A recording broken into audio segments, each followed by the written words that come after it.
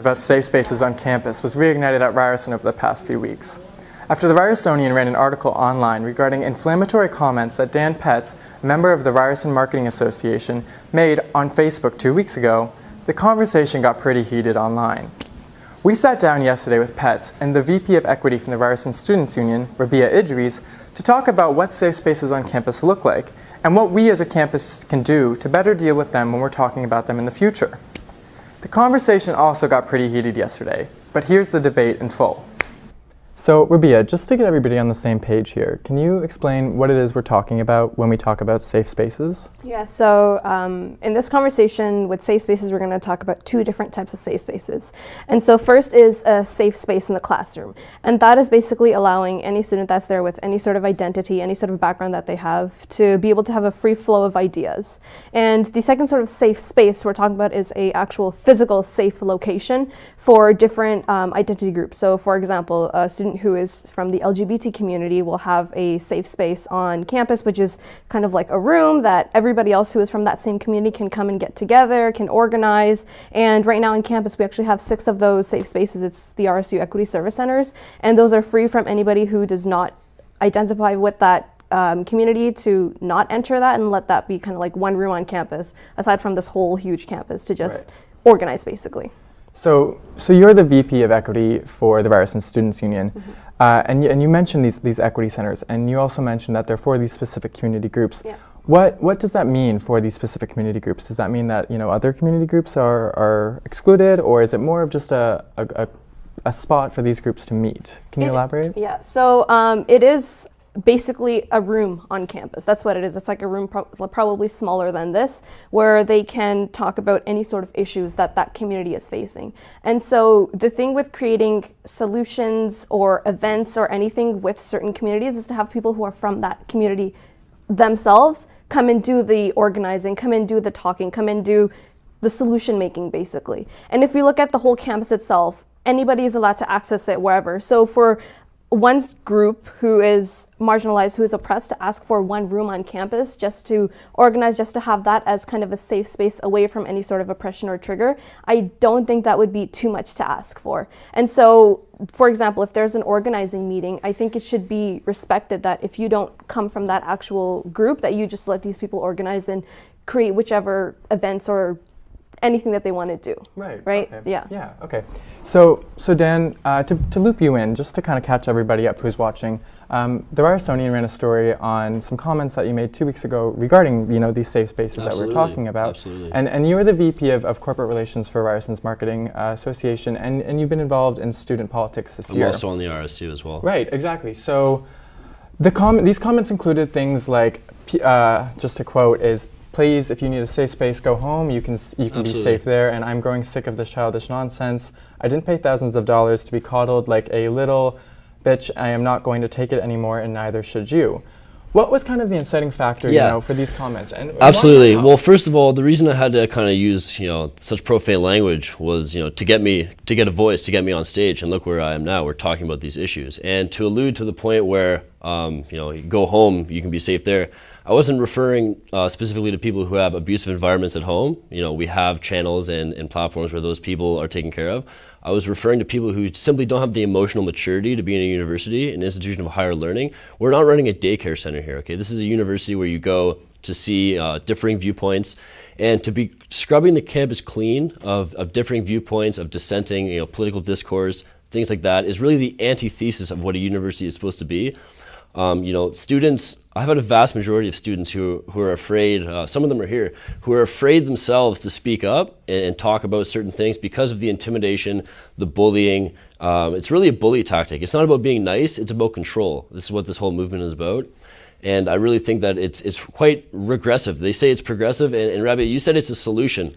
Well, I actually think it's a symptom of a larger problem of extreme political correctness. It's not a solution at all. When you're segregating these people off, you're basically, this ideology doesn't want people as individuals. They want them as the identity. Black, white, brown, straight, gay, whatever. They want to put you in that bucket. They want to teach you what to think. They don't want to teach you how to think. It goes back to the days of Socrates. We used to teach people how to think critically. Now we're teaching them what to think. We're teaching them to have a very thin skin. We should be teaching people to have a thick skin. I mean, it's a tough world out there.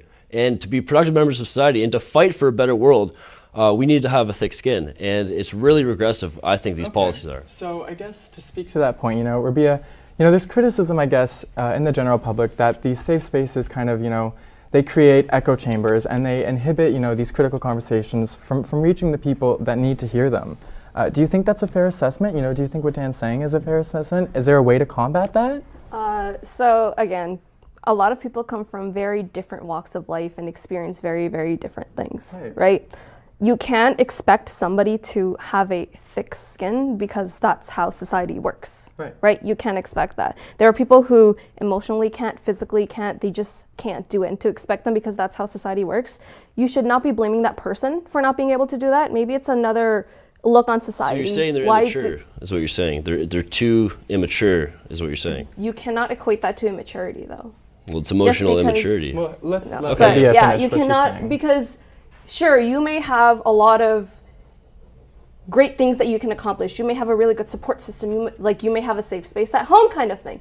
A lot of students do not have that, and they carry that burden on them every time because they don't have supports, maybe on campus, maybe outside, maybe in the home, to basically help them with that. And the thing is, you can't expect them to overnight just to have that sort of ideology. No, you're right, and that's why I think that... So to speak to that point, I guess, to bring that back to you. No, for sure, it's a good point. These safe spaces, these spots on campus, they are, you're a member of an exec team on campus. I'm sure that you have these, private, closed-door meetings that, only your exec can be privy to. And Rabia, I'm sure that, the RSU well, it's an exec board educational does function, too. but your point is made. So, likewise in the newsroom, we have the same kind of things where there are only Ryersonian staff involved. Sure. And this isn't because we're attempting to, exclude people, but it's so that we can get to the heart of what the issues that our organizations needs to be focusing on and dealing with. Okay. And we're all on the same page on that, I'm imagining. But what is the difference, I guess, in your opinion? Well, let me address what you're saying. Is the difference with something like an educational meeting and one of these meetings is that we're actually teaching people, like I said, putting them into buckets, teaching them to be victims. We're opening the door for victimhood, and when you teach that, it actually becomes a self-fulfilling prophecy. But what happens when they actually are victims and they are actually working towards creating a different environment where they themselves don't have to be the victim anymore? That's a good thing, and that should be something we should be emphasizing. See, the people on the left, they're obsessed with equal outcome when they should be equal outcome of the collective, their herd mentality. They should be focused on equal opportunity of the individual, of individual rights. These people have individual rights. They're individuals with individual skill sets. This mentality, this ideology that you're proposing is herd mentality. You're collectivizing people. And what made our society so great is the individual, not the collective. That's like other stuff. That's like Soviet Union stuff. And it's leading down a very slippery slope. When you're censoring free speech on campus, when you claim to be the VP Equity, but when you're kicking out... Well, she is the VP Equity. You're claiming to be equal. When you're kicking out white students because of the color of their skin at a racialized students collective, having that policy on the books, but when that's not very good. When white students themselves are not racialized, I don't how do you know that? You're racializing me right now by saying I can't go to these spaces. So see, that's another thing. There's a lot of learning and unlearning that I see that you need to do. You need to do the learning. No. Well, okay, so to tamper down and step back, the conversation around these safe spaces and where they're places on campus, it is obviously a sensitive issue, as we're seeing right now. Yeah. But, that doesn't mean, that the criticism and being talked about in a critical way isn't necessary. Looking forward, what can we as a school community, do to ensure that we're treating this issue with the sensitivity and the tact that is required when we're questioning these issues? What can we do? So a lot of the equity service centers actually hold a lot of events where any student on campus can come and learn about why these equity service centers exist and why these students have issues and why these issues are valid. Okay. Right? And so what I do is I ask anybody who kind of questions why these centers exist to please come out to these events and actually try and learn with an open mind. Like, I'm sitting here, I'm listening to what you say. I'm a business student, I totally, I can understand where you're coming from, but I can be critical of a lot of things that you say, the same that you're going to be critical with a lot of things that I say. But again, just try and learn. Hear the other person out of why they are collecting, why they're organizing, I do totally understand what you're saying, but I'm actually saying that it's working against the goal of what you're trying to achieve. Because again, you're fulfilling the self-fulfilling prophecy. You're obsessed with equal outcome of the collective, but you should be focusing on the individual rights and the equal opportunity of the individual. Not outcome, opportunity is what you should be focusing on. And I don't get it. Can you be a little more specific? Yeah, I'm totally lost on that. I think just re-clarify what you're what I'm saying is that, it's the herd mentality, right? Like, everybody who's in one group, they put them in the bucket, of you know, whatever segment is, say it's straight or white. You put them